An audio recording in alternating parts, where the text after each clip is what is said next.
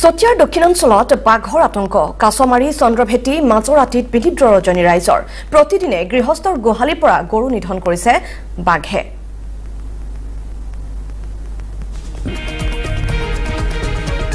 বাঘৰ এই উপদ্ৰৱ চতিয়াৰ দক্ষিণাঞ্চলত বাঘৰ এই আতংক দেখিবলৈ পোৱা গৈছে আৰু এই বিষয়ে অধিক আমাক জনাব Biswanath senior bureau chief Hemanta Saikia হয় চতিয়াৰ দক্ষিণাঞ্চলত বাঘে সন্ত্ৰাসৰ সৃষ্টি কৰিছে আৰু বাঘে গোহালিতে আহি কেইবাটাও পশুধন ইতিমধ্যে নিধন কৰিছে যোৱা নিশা কিমান দিন হৈছে যে বাঘৰ ইয়াত সন্ত্ৰাস হৈ থকা আজি 4-5 দিন হৈছে স্যাৰ ক'ত ক'ত গৰু নিধন কৰিছে এটা চন্দ্ৰবেটি আৰু কাছমাৰী আজি মাজৰাতিত দুটা মুঠতে এই কেইদিনত 4টা হ'ল 4টা আৰু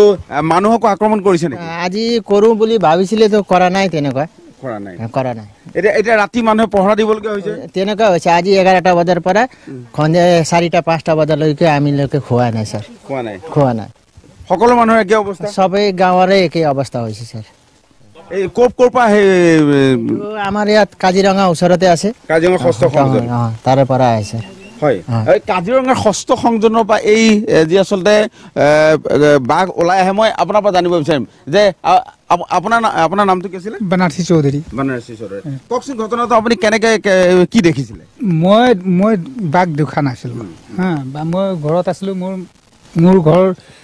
দুজন আছিলে এটা সৰু আছে ৰাজমালা বুলি সৰু এটা পোৱালি আছিল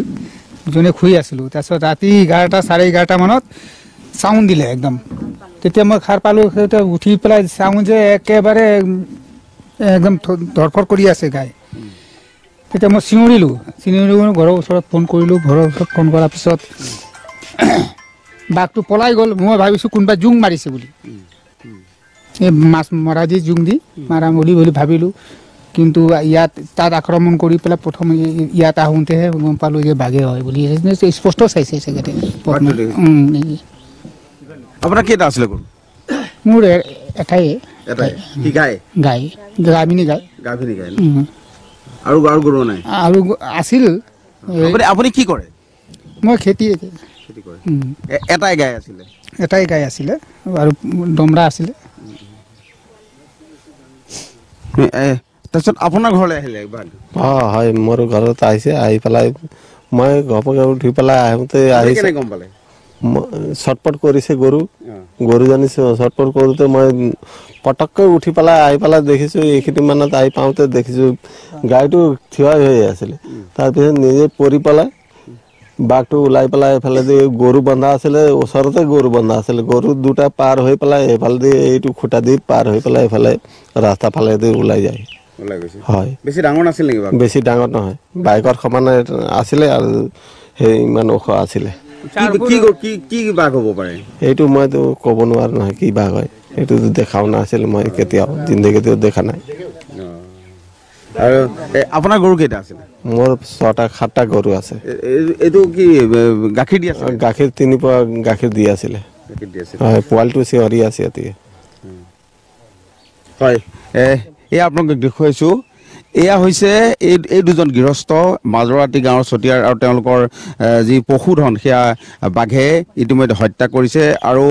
আৰু লোক আছে কি ক'ব হয় মই ক'ব বিচাৰোঁ যে মই যেতিয়া শব্দ এটা হৈছিলে তেতিয়া মই হঠাতে চিঞৰিলোঁ টোপনিতে চিঞৰাৰ কাৰণেহে এজন অলপ ৰক্ষা পৰিলে নহ'লে বাঘটো ইয়াৰ পৰা এটেক কৰিবলৈ হৈছিলে আৰু মই জাপ মাৰি অহা দেখি বাঘটো এনেকুৱা চিধাকৈ গুচি গৈছে আপোনাৰ কি হয় মামা হয় আপুনি ইয়াতে আছিলে হয় মই ইয়াতে কি বাঘ হ'ব পাৰে আপোনাৰ এনে মইতো বাঘটো দেখি নাপালো যিহেতুকে মই অহাৰ দেৰি হ'ল চিঞৰি পিনি জাপ মাৰি অহাৰ লগে লগে মামাক চাইছো এইখিতে আছে বাঘটো পলোৱাটো মানে আৱাজটো অকল শুনি পালো তাৰপিছত বাকী একো দেখি নাপালো তেতিয়া চাইছো ধৰফৰ কৰি আছে গাড়ীজনী বন বিভাগৰ কোনোবা লোক আহিছিল নেকি হয় আহিছিলে বন বিভাগৰ 2:30 মানত আহিছিলে আধা ঘণ্টা পিছত আহি মেলি চাই মেলি গৈছে আমাৰ কৰ্মীসকল ৰাতিপুৱা আহিব বুলি ৰাতিপুৱা আহি হেৰি কৰিব বুলি কৈছে কিন্তু একো কৰা নাই আহিছে আৰু আহি মেলি এনে ঘূৰি পকি গুচি গৈছে চাই মেলি ফটো মাৰিছে গুচি গৈছে